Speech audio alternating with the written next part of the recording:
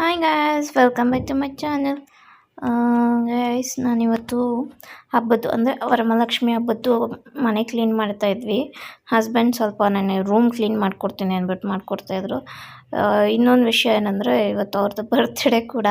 ಬರ್ತ್ಡೇಗೆ ಅಂತ ರಜೆ ಹಾಕಿತ್ತು, ಬಟ್ ತುಂಬ ಟೈಮ್ ಆಗಿತ್ತು ಕ್ಲೀನ್ ಮಾಡಿ. ಅದಕ್ಕೆ ನಾನು ಮಾಡಿಕೊಡ್ತೀನಿ ರೂಮ್, ನೀನು ಮಿಕ್ಕಿದ್ದು ಮಾಡ್ಕೊ, ಆದಷ್ಟು ನಾನು ನಿಮಗೆ ಹೆಲ್ಪ್ ಮಾಡೋಕ್ಕೆ ಟ್ರೈ ಮಾಡ್ತೀನಿ ಅಂದ್ಬಿಟ್ಟು ರೂಮ್ ಫುಲ್ಲು ನಾನೇ ಮಾಡಿಕೊಡ್ತೀನಿ ಅಂತ ಅವರೇ ಇನ್ಸಿಸ್ಟ್ ಮಾಡಿ ಅವರೇ ಕ್ಲೀನ್ ಮಾಡ್ತಾಯಿದ್ರು. ನೀವು ನೋಡ್ಬೋದು, ರೂಮೆಲ್ಲ ಮೆಸ್ಸಿ ಆಗಿಬಿಟ್ಟಿದೆ ಫುಲ್ಲು.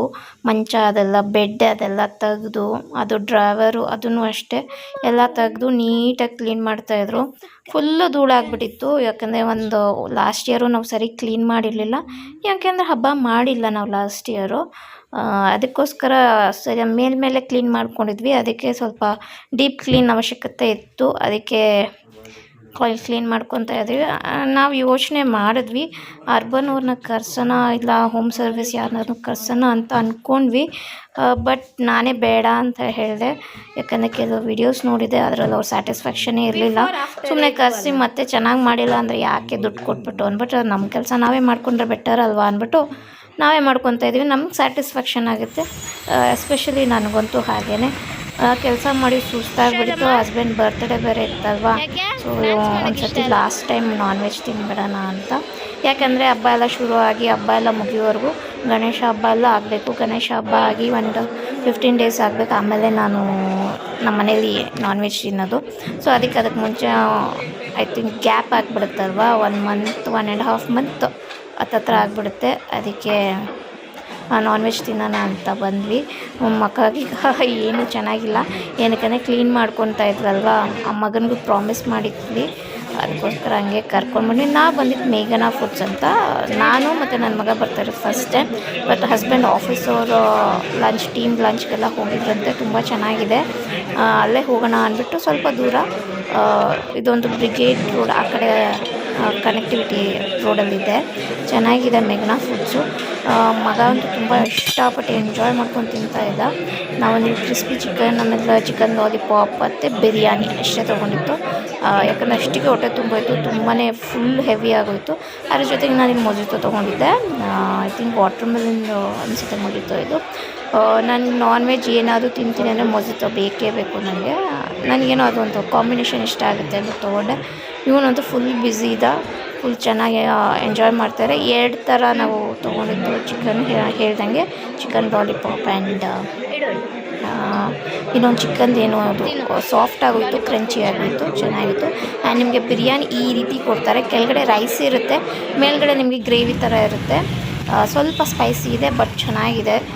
ತುಂಬ ಸ್ಪೈಸಿ ಅಂತ ಏನಿಲ್ಲ, ಬಟ್ ಸ್ಪೈಸಿ ಇರುತ್ತೆ, ಚೆನ್ನಾಗಿದೆ.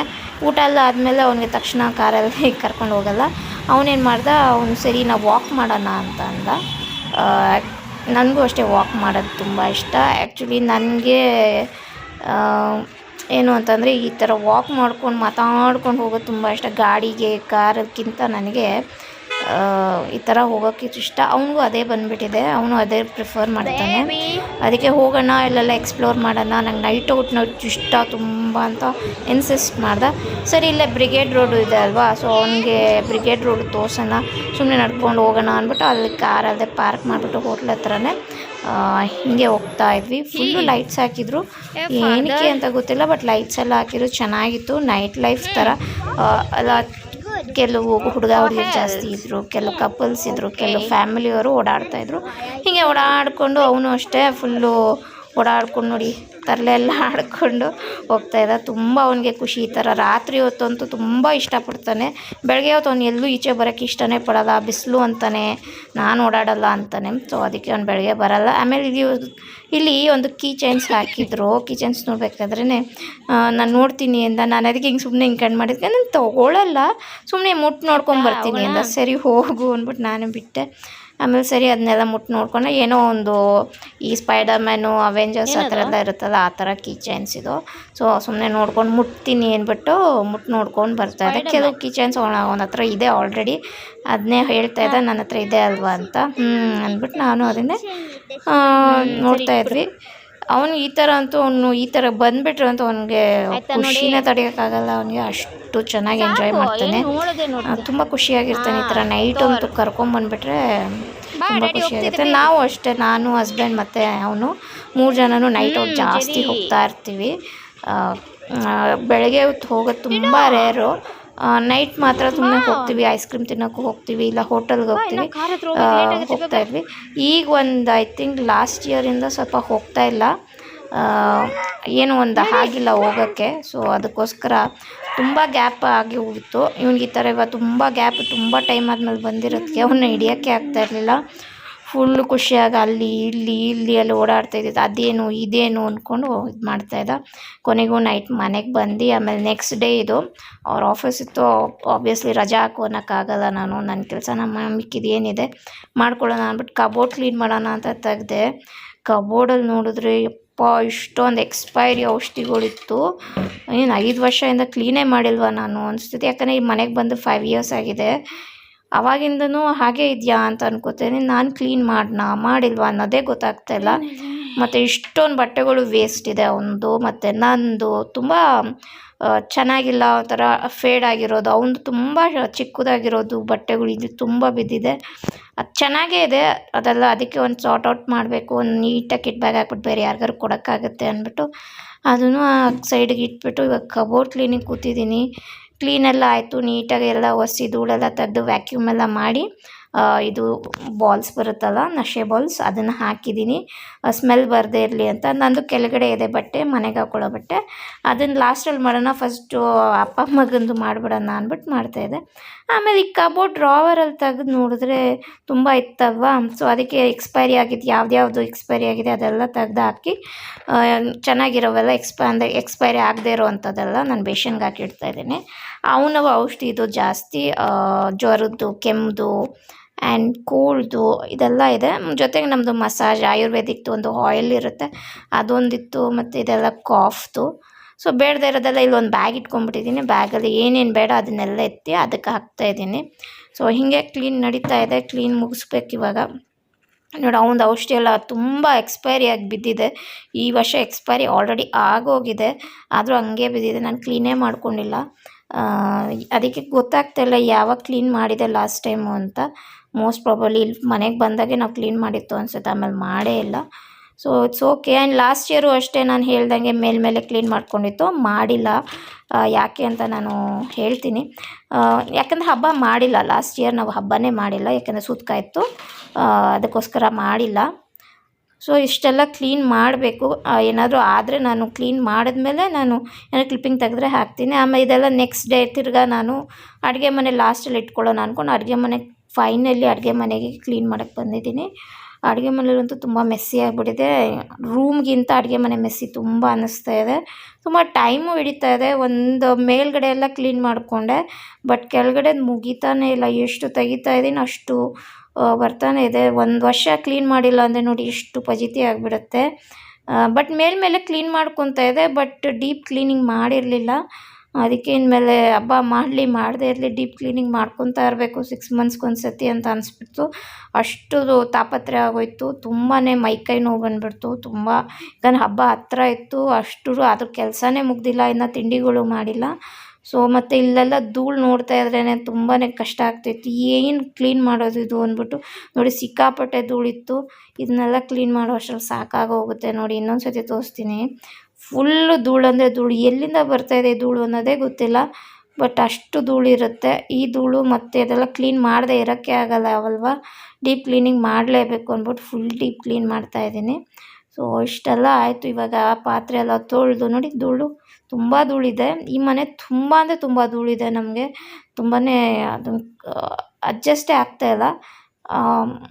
ಏನು ಮಾಡೋದು ಅಂತ ಗೊತ್ತಿಲ್ಲ. ಸರಿ ಅದನ್ನು ಕ್ಲೀನ್ ಮಾಡ್ಕೊತಾನೆ ಇರಬೇಕು ಅಂದ್ಬಿಟ್ಟು ಮಾಡ್ಕೊತಾ ಇರ್ತೀನಿ. ಬಟ್ ಲಾಸ್ಟ್ ಇಯರಿಂದ ಮಾಡಿಲ್ಲ ಸರಿಯಾಗಿ. ಆಮೇಲೆ ಇಲ್ಲಿ ವಾಷಿಂಗ್ ಮಿಷಿನ್ ಕೌಂಟರ್ ಇದೆಲ್ಲ ಅದನ್ನು ಕ್ಲೀನ್ ಮಾಡಬೇಕು. ಅದು ಸೈಡಲ್ಲಿದೆ, ಆ ವಾಷಿಂಗ್ ಮಿಷಿನಲ್ಲಿ ಎತ್ತಕ್ಕಾಗಲ್ಲ. ಸೊ ಅದನ್ನು ಎಲ್ಲ ಕ್ಲೀನ್ ಮಾಡಬೇಕು. ಆಮೇಲೆ ಫ್ರಿಜ್ಜು ಕ್ಲೀನ್ ಮಾಡಬೇಕು. ಫ್ರಿಜ್ಜಂತೂ ಕೇಳಲೇಬೇಡಿ, ಐ ಥಿಂಕ್ 8-9 ಮಂತ್ಸ್ ಆಗಿಬಿಟ್ಟಿದೆ ಫ್ರಿಜ್ ಕ್ಲೀನ್ ಮಾಡಿ. ನಾನು ಫ್ರಿಜ್ಜು ಕ್ಲೀನ್ ಮಾಡಿಲ್ಲ, ಲಾಸ್ಟ್ ಇಯರ್ ಮಾಡಿತ್ತು ಡಿಸೆಂಬರಲ್ಲಿ ಏನೋ.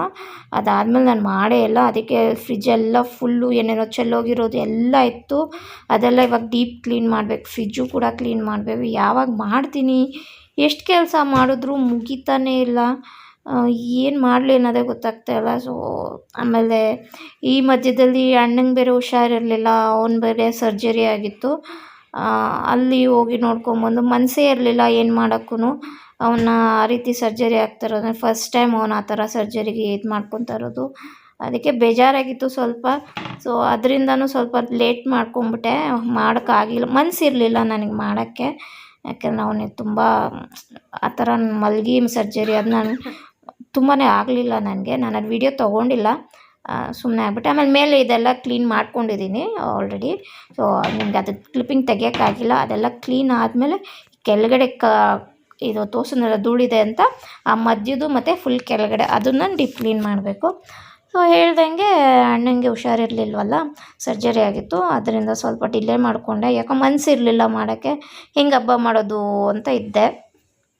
ಆಯಿತು ಆಮೇಲೆ ಸರಿ ಅಂದ್ಬಿಟ್ಟು ಅವನು ಸ್ವಲ್ಪ ಸರ್ಜರಿ ಎಲ್ಲ ಆದಮೇಲೆ ಸ್ವಲ್ಪ ಚೆನ್ನಾಗೆ ಅಂದರೆ ಸರ್ಜರಿ ಸಕ್ಸಸ್ ಆಯಿತು ಅಂತೆಲ್ಲ ಹೇಳಿದ್ಮೇಲೆ ಹೀಲ್ ಬಿ ಓಕೆ ಅಂತೆಲ್ಲ ಡಾಕ್ಟ್ರ್ ಹೇಳಿದ್ದಾರೆ ಅಂತೆಲ್ಲ ಹೇಳ್ತಾಯಿದ್ರು.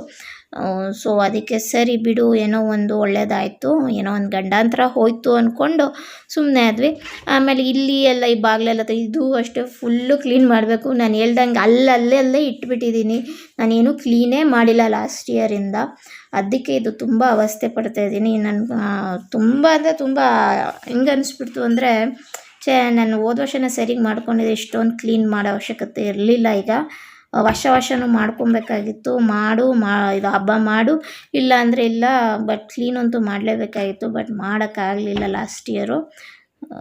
ಅದರಿಂದ ಇವಾಗ ತುಂಬ ವ್ಯವಸ್ಥೆ ತುಂಬ ಅಂದರೆ ತುಂಬ ಹೆಂಗಾಗ್ಬಿಟ್ಟಿದೆ ಅಂದರೆ, ನಾನಂತೂ ಫುಲ್ಲು ಡಲ್ಲಾಗ್ಬಿಟ್ಟಿದ್ದೀನಿ.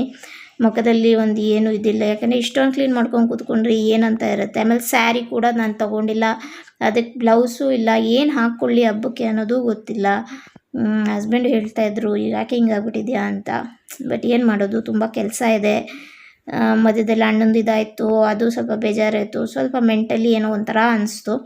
ಫಿಸಿಕಲಿ ತುಂಬ ಸುಸ್ತಾಗ್ಬಿಟ್ಟಿದ್ದೀನಿ. ಕೊನೆಗೆ ಲಾಸ್ಟಲ್ಲಿ ಈ ಬಾಕ್ಸ್ಗಳ್ನ ತೊಳೆದು ನೀಟಾಗಿ ಎತ್ತಿಕ್ಬೇಕು. ಇವಾಗೆಲ್ಲ ಅಡುಗೆ ಮನೆ ಆಲ್ಮೋಸ್ಟ್ 50% ಆಗಿದೆ, ಇನ್ನೂ 50% ಇದೆಲ್ಲ ಆಗಿ ಮುಗಿಸ್ಕೊಬೇಕು. ಇಷ್ಟೇ ಅಲ್ಲ, ಆ ಕಡೆ ಇನ್ನೊಂದು ಆ ಕಡೆ ಇದೆಲ್ಲ ದೇವ್ರ ಮನೆ ಎದುರುಗಡೆ, ಅದನ್ನು ಕ್ಲೀನ್ ಮಾಡ್ಕೊಬೇಕು. ಇದು ನೋಡಿ ನೆಕ್ಸ್ಟ್ ಡೇ ಇಟ್ಕೊಂಡೆ ಅರ್ಧ. ಸೊ ಫುಲ್ ಎಲ್ಲ ತೆಗೆದು ಕ್ಲೀನ್ ಮಾಡ್ತಾಯಿದ್ದೀನಿ. ಇದು ಲಾಸ್ಟ್, ಇದು ಅಡುಗೆ ಮನೆದು. ಇದೆಲ್ಲ ಎತ್ತಿಕ್ಕಿ ನೀಟಾಗಿ ಒರೆಸಿ ಎತ್ತಿಕ್ಕಿದ್ರೆ ಇದೆಲ್ಲ ಆಯಿತು.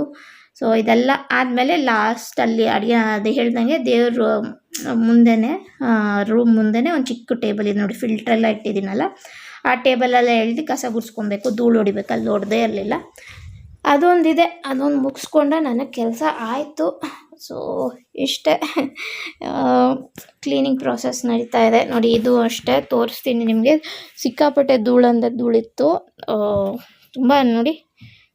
ಜಾಡೆಲ್ಲ ಇತ್ತು, ಜಾಡೆಲ್ಲ ನೀಟಾಗಿ ತೆಗೆದು ಈ ಟೇಬಲ್ ಒಳಗಡೆ ಇದ್ದಿತ್ತೆಲ್ಲ ತೆಗೆದು ನೀಟಾಗಿ ಇದು ಮಾಡಿದೆ. ನಾನು ಯಾವುದೂ ಅಷ್ಟೊಂದು ಕ್ಲಿಪ್ಪಿಂಗ್ಸ್ ತೊಗೊಳಕ್ಕಾಗಲಿಲ್ಲ. ನೆಕ್ಸ್ಟ್ ಟೈಮ್ ಯಾವಾಗ ಕ್ಲೀನ್ ಮಾಡಬೇಕಾದ್ರೆ ಪೂರ್ತಿ ವಿಡಿಯೋ ಮಾಡಿ ತೋರಿಸ್ತೀನಿ. ಧೂಳು ನೋಡಿ ಎಷ್ಟಿದೆ. ಇವಾಗ ಫುಲ್ಲು ಇದನ್ನೆಲ್ಲ ಕ್ಲೀನ್ ಮಾಡಬೇಕು. ಸೊ ಇಷ್ಟು ಇದು ಕ್ಲೀನಿಂಗ್ ವ್ಲಾಗ್. ಇದು ವ್ಲಾಗ್ನ ಇಲ್ಲಿಗೆ ಎಂಡ್ ಮಾಡ್ತೀನಿ. ಟೇಕ್ ಕೇರ್ ಗೈಸ್, ಬಾಯ್.